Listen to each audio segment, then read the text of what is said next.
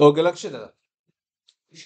आता ह्यामध्ये particle A has charge plus Q, म्हणजे ए चा चार्ज दिलाय plus Q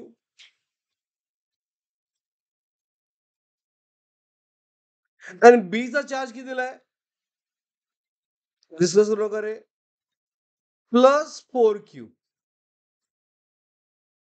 As each have same mass, म्हणजे mass of A and B same आहे.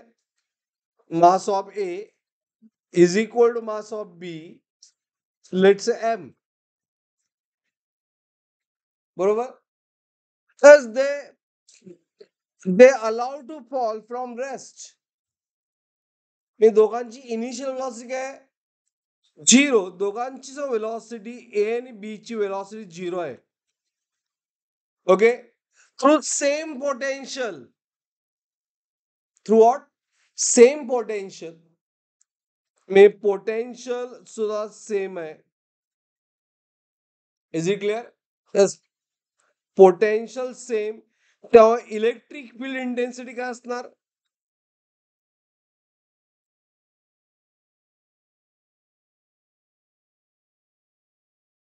इलेक्ट्रिक फील्ड इंटेन्सिटी ही सुद्धा काय असणार आहे, सेम आहे. एकाच पोटेन्शियल मध्ये आहे, तिची इलेक्ट्रिक फील्ड ऑब्विसली सेम असणार.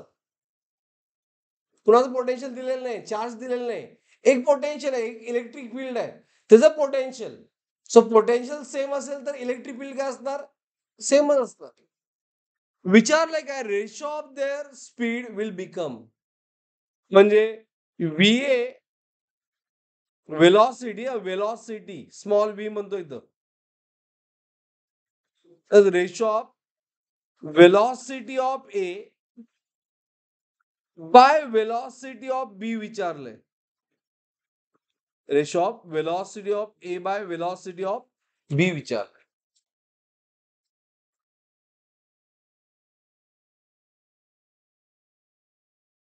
क्लिअर? ओके.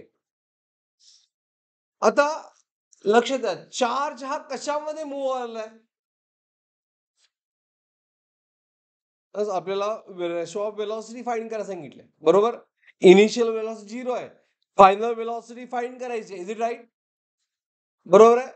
म्हणजे रिलेशन येतं V square is equal to what, U square plus 2a जर अप्लाय केलं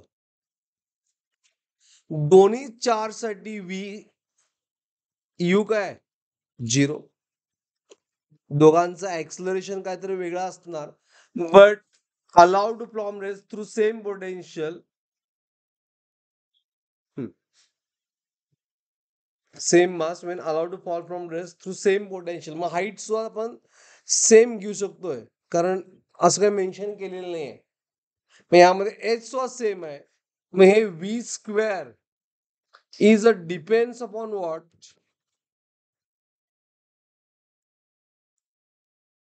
ऍक्सलरेशन. येस, व्ही स्क्वेअर कशावर डिपेंड आहे, येस ऍक्सलरेशनवर डिपेंड आहे. Is it clear all of you?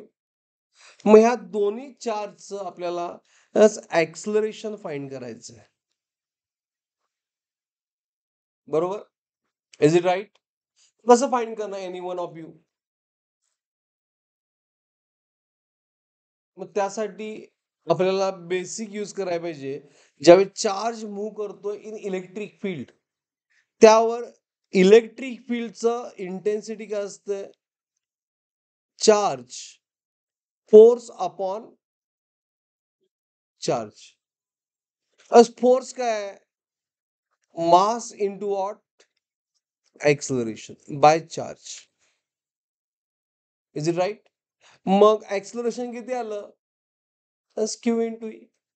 ह्याच्यावर आपण रिलेशन बिटवीन ऍक्सलरेशन फाइंड करू शकतो. Is it clear? Getting everyone? पहिल्यांदा आपल्याला काय फाइंड करायला पाहिजे, ऍक्सलरेशन. आता सोल्युशन व्यवस्थित घ्या. We have electric field intensity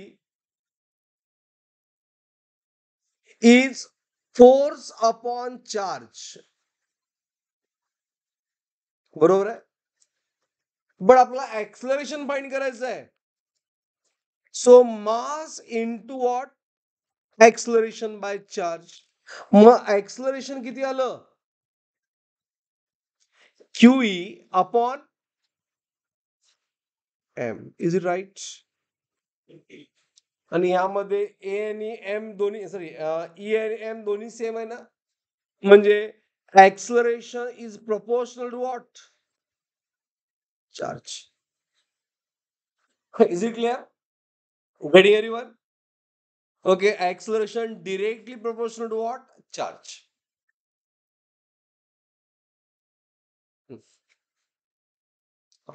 पुढे लिहा.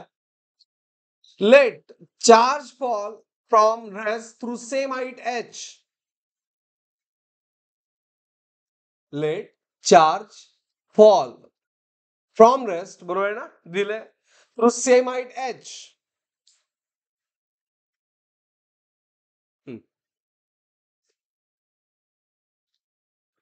Then आपण कायनेमॅटिक्स अप्लाय करूया. V square equal to U square twice s. So V square 2a h बरोबर, V square proportional to twice h equal to V square is proportional to what? A. आपण असं म्हणू शकतो V square proportional to what? Q. कारण A is directly proportional to what? Q. Right? Getting everyone?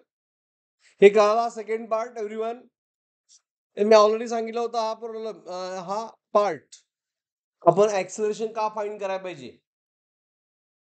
झालं मग विचारलं काय?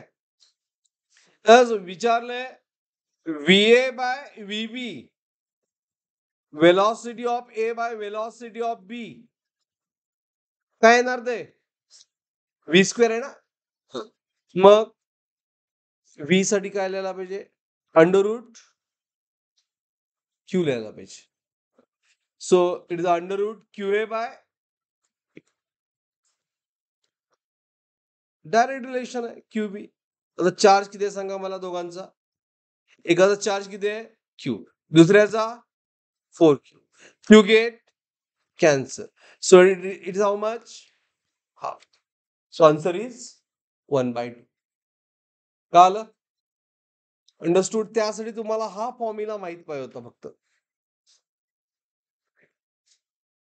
की इलेक्ट्रिक फील्ड काय असते? Force upon charge. चार्ज काय असतोय? फोर्स काय असतोय? Charge into what? Electric field. Okay, तर force acting on a charge moving electric field काय असतोय? Q into E. Q into what? E. Is it clear? हा प्रॉब्लेम सगळ्यांना कळाला? Got it? Okay, now go for 19.